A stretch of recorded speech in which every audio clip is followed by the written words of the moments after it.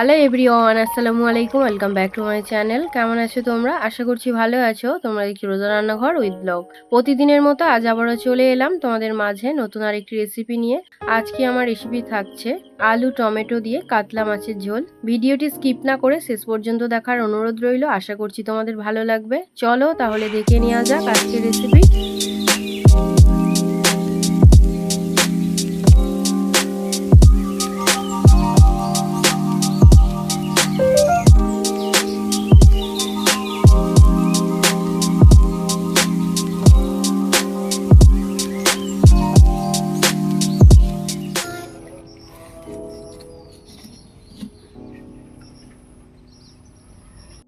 কাতলা মাছের ঝোল বানানোর জন্য এখানে 6 পিস কাতলা মাছ নিয়েছি।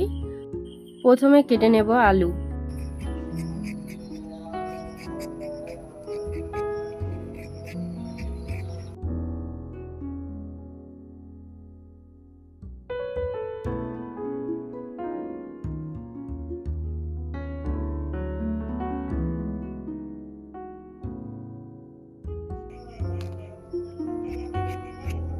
আলু কাটা হয়ে গিয়েছে, এবারে পেঁয়াজ কুচিয়ে নেব।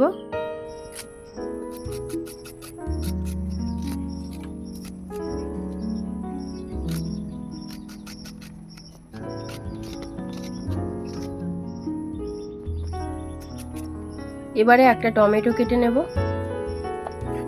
এবারে মাছে নুন হলুদ মাখিয়ে নেব। তার জন্য প্রথমে দিয়ে দিলাম নুন, হলুদ গুঁড়ো, দিয়ে দিচ্ছি লঙ্কা গুঁড়ো, অল্প একটু সরিষার তেল দিয়ে দিলাম। এবারে মাছে ভালো করে নুন হলুদ মাখিয়ে নেব।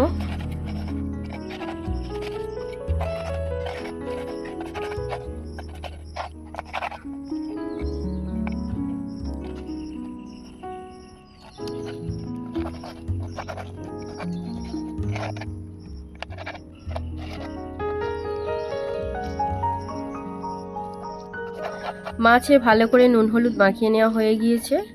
উনুনটা জ্বালিয়ে একটা কড়া বসিয়ে দিয়েছি। এবারে মাছ ভাজার জন্য দিয়ে দিলাম সরিষার তেল। তেল গরম হয়ে গিয়েছে, এবারে মাছগুলো ভেজে নেব।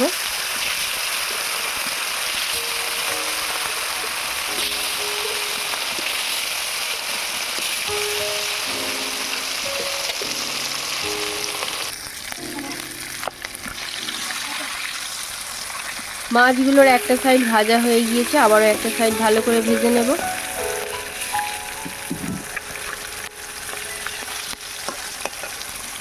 মাছগুলো ভালো করে ভাজা হয়ে গিয়েছে, এবারে তুলে নেব।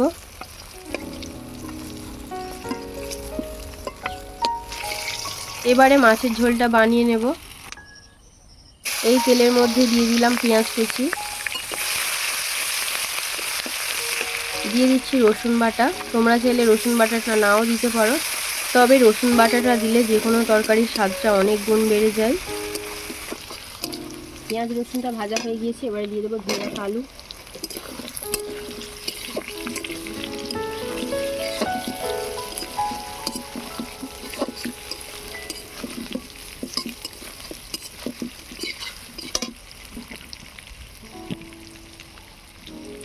স্বাদ মতো নুন, লঙ্কা গুঁড়ো, হলুদ গুঁড়ো, জিরে গুঁড়ো, ধনে গুঁড়ো, হলুদ গুঁড়ো,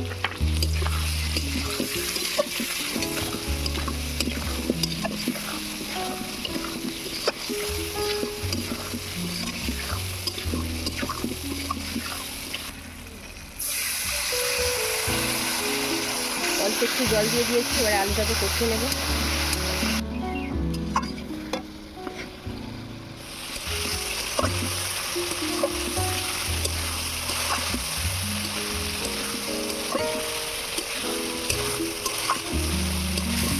আলু ভালো করে কষানো হয়ে গিয়েছে, এবার পরিমাণ মতো জল দিয়ে দেবো।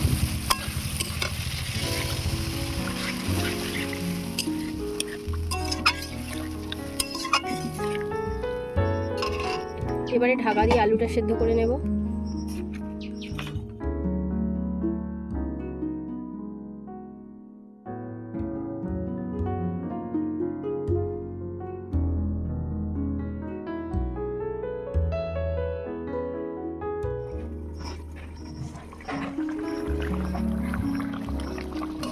আলু সেদ্ধ হয়ে গিয়েছে, এবারে ভেজে রাখা মাছ দিয়ে দেবো।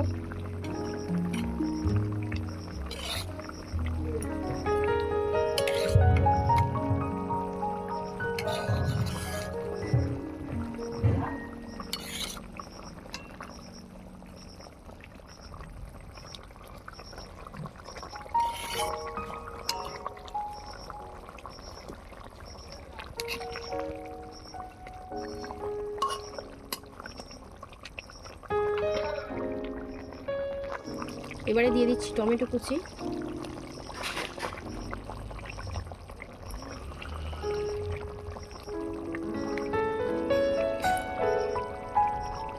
দিয়ে দেবো ধনে পাতা কুচি।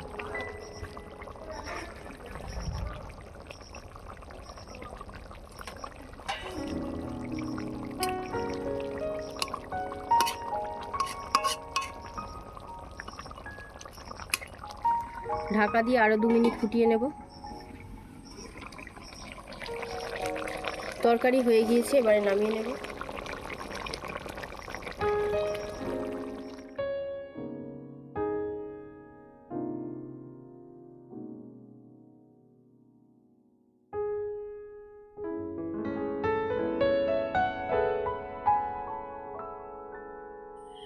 আমার আজকের রেসিপি তোমাদের কেমন লেগেছে অবশ্যই কমেন্টে জানাবে।